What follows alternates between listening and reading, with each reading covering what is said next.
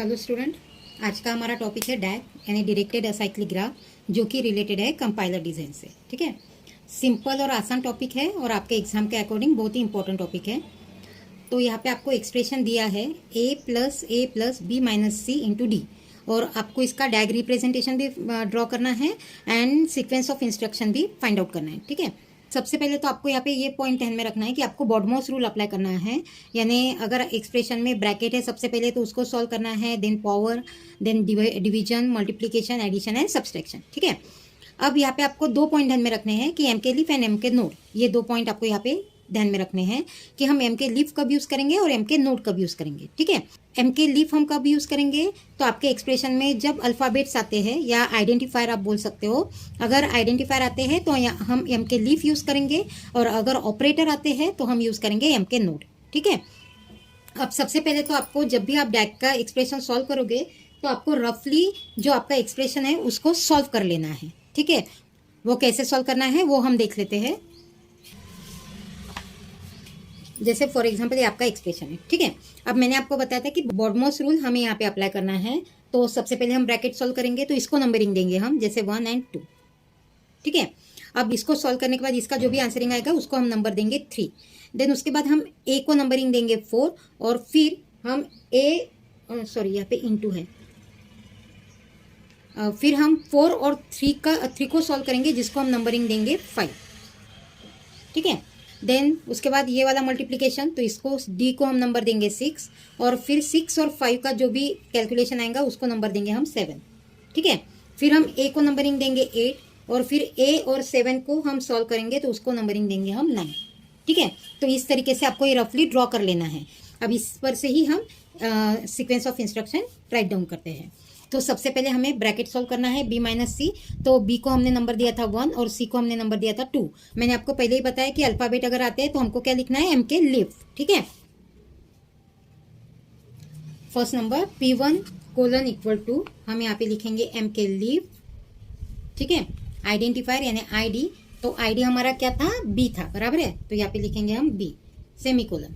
ठीक है, then step 2 p2 में अगेन m के लीफ id, और id हमारा क्या था, c। ठीक है, तो यहाँ पे हम लिखेंगे c। देन थर्ड नंबर पे अभी हमें इसको सॉल्व कर लेना है। मैंने आपको पहले ही बताया था कि जब भी हम ऑपरेटर का यूज करेंगे तो हम क्या लिखेंगे, m के नोड। ठीक है, तो यहाँ पे हम लिखेंगे m के नोड, देन हमारा ऑपरेटर हम कौन सा यूज कर रहे हैं अभी, माइनस, बराबर है। तो यहाँ पे आपको सिंगल कोटेशन में ऑपरेटर लिख लेना है जो भी आप यूज कर रहे हो, और फिर कॉमा देके उसके नंबरिंग, यानी कौन से ऑपरेंड है हमारे बी और सी, उसके नंबरिंग क्या है 1 और 2, तो हमने उसको p1 p2 लिखा था, तो इसलिए हम लिखेंगे यहाँ पे p1, p2। फिर क्या करना है, हमें फोर्थ नंबर पे a को लिख लेना है। ठीक है, तो अगेन वेरिएबल है तो p4 में आपको लिखना पड़ेगा m के leaf id, a।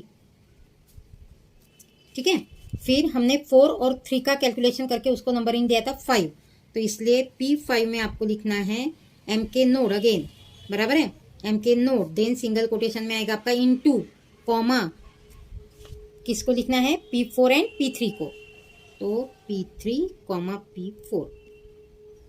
Then 6 number की स्टेप।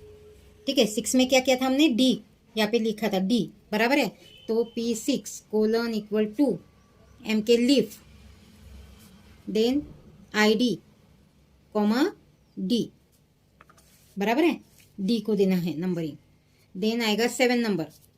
अब 7 नंबर में किसका कैलकुलेशन था, 5th और 6th का, बराबर है, तो p7:= m के नोड किसका कैलकुलेशन था, 5th और 6th का, तो कौन सा ऑपरेटर है, इनटू, तो अगेन यहाँ पे आपको लिखना है into, then p5 and p6। ठीक है, अब 8 पे क्या किया था हमने, a को नंबरिंग दिया था, तो 8 नंबर पे यानी p8:= हमें लिखना है m के लीफ id कौन है, a।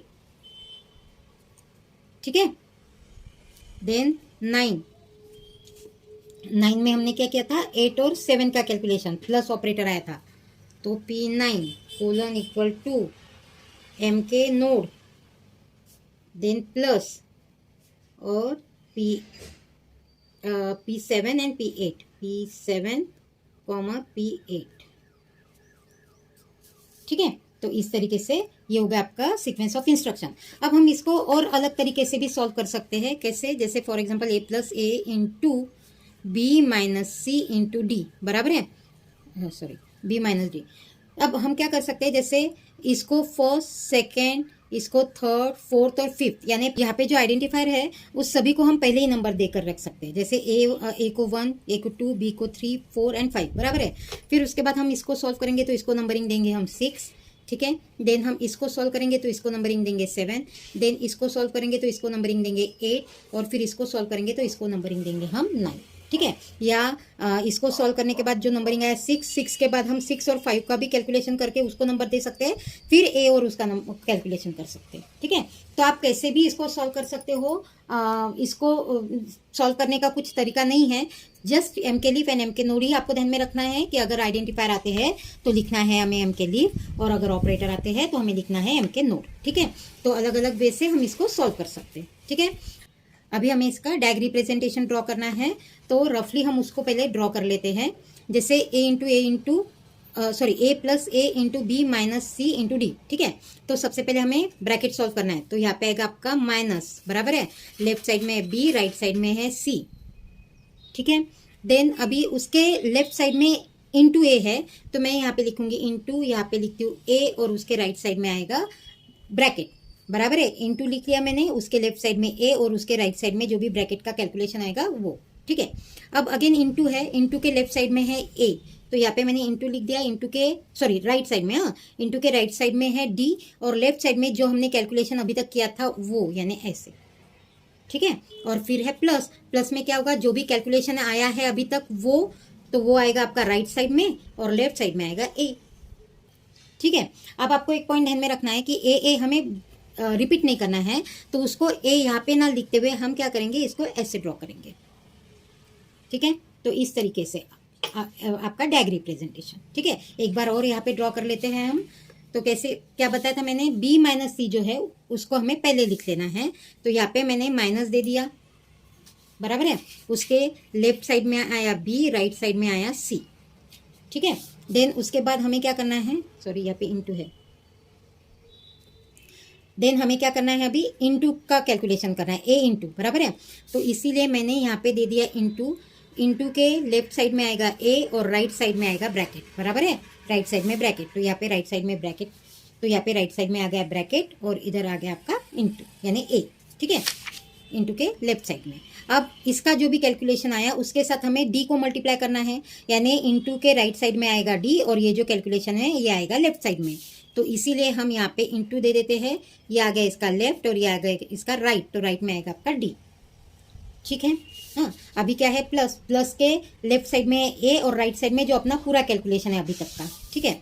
तो इसीलिए हम यहाँ पे ले देंगे प्लस, ठीक है। तो प्लस के राइट साइड में जो भी कैलकुलेशन है वो, और लेफ्ट साइड में क्या लिखना है हमें, ए, बराबर है। लेकिन मैंने आपको रफली जब सॉल्व किया था तो मैंने बताया था कि ये हमें रिपीट नहीं करना है, तो यहाँ पे जो ए है हमारा, तो उसको ही हम ऐसे अटैच कर लेंगे, ठीक है। तो ये हो गया आपका डायग रिप्रेजेंटेशन, ठीक है। तो इस तरीके से आपको सॉल्व कर लेना है। अगर आपको मेरा वीडियो अच्छा लगे तो इसको लाइक कीजिए, शेयर कीजिए, और मेरे चैनल को अभी तक आपने सब्सक्राइब नहीं किया है तो प्लीज़ मेरे चैनल को सब्सक्राइब कीजिए, आपके फ्रेंड्स को भी बोलिए। अगर आपको कुछ प्रॉब्लम है तो आप मुझे कमेंट सेक्शन में लिख सकते हो, ठीक है। Thank you for watching my video.